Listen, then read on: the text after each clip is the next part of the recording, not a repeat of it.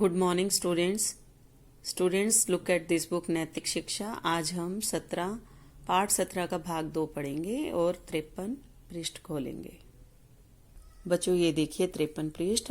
हम भाग 1 में हमने महात्मा गांधी के बारे में पढ़ा कि उन्होंने हमेशा सदाचार का पालन किया और वो लॉ करके आ गए थे और मुंबई रहने लगे थे। तो उससे आगे भाग 2 में पढ़ते हैं। भारत आकर गांधी जी वकालत करने लगे। कुछ समय पश्चात एक मुकदमे की पैरवी करने के लिए, पैरवी होता है मुकदमा लड़ना, उन्हें दक्षिण अफ्रीका जाना पड़ा। वहां गोरे शासक भारतीयों को काला आदमी कहकर पुकारते थे तथा उनके साथ अपमानजनक व्यवहार करते थे। एक बार एक अंग्रेज ने गाड़ी के प्रथम श्रेणी के डिब्बे से, प्रथम श्रेणी यानी फर्स्ट क्लास से, इनको सामान सहित बाहर प्लेटफॉर्म पर धकेल दिया। उस समय भारतीय काला आदमी गोरी जाति के साथ प्रथम श्रेणी में यात्रा नहीं कर सकता था। गांधी जी ने इस अन्याय को मिटाने के लिए सत्याग्रह किया। अफ्रीका के गोरे शासकों को अपने नियम बदलने पड़े।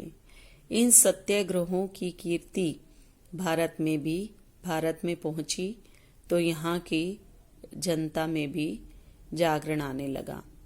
भारत लौटकर गांधी जी ने कांग्रेस की बागडोर संभाल ली और देश विरोधी काले कानून का विरोध किया।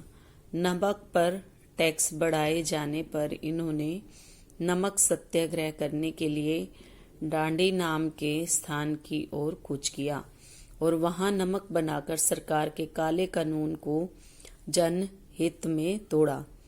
अन्याय को सहना पाप है, ऐसा बोलते हुए इन्होंने अन्यायी सरकार से असहयोग किया और जनता को भी ऐसा करने को कहा।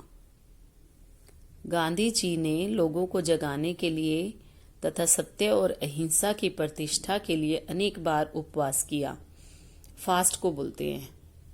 दूसरा विश्व युद्ध शुरू होने पर अंग्रेजों ने वादा किया था कि युद्ध में जीत जाने पर वे भारत को आजाद कर देंगे।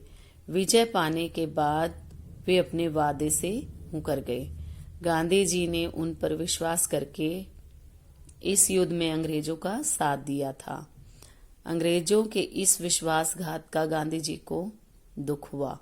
उन्होंने 9 अगस्त 1942 को अंग्रेजों भारत छोड़ो का नारा लगाते हुए भारतीयों को करो या मरो आंदोलन में कूद पड़ने का आह्वान किया।